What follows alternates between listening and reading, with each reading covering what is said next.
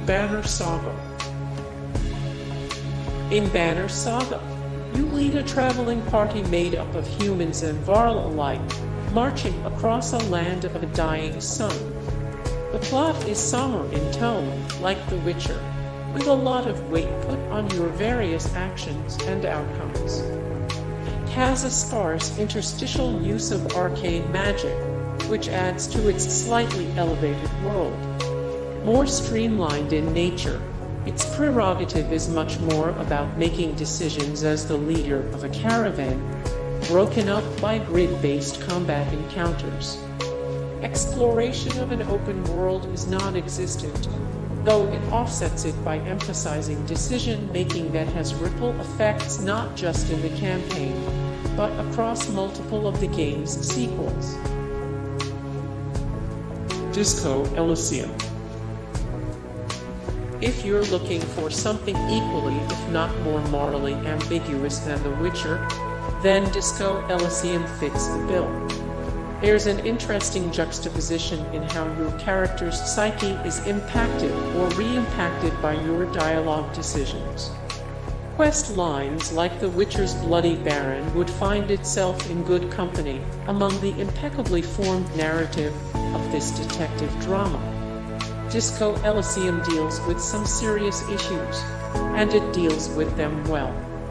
Though it has no combat, in some ways that makes it even more focused on its fantastic writing, which really lends itself to questioning the nature of your character, the world you inhabit, and their ramifications.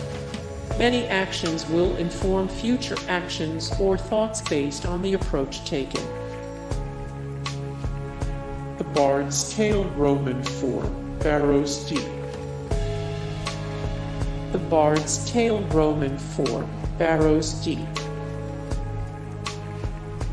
Greedfall.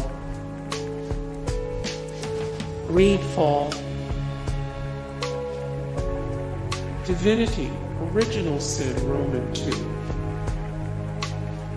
Divinity, Original Sin Roman II. Final Fantasy Roman VIII. Final Fantasy Roman VIII.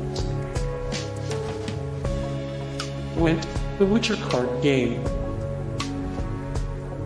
Gwent, the Witcher card game.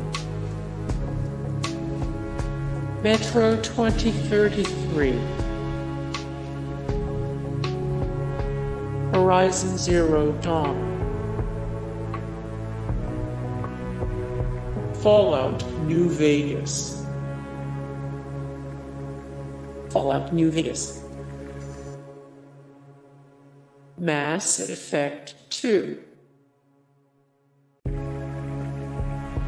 Red Dead Redemption Roman 2.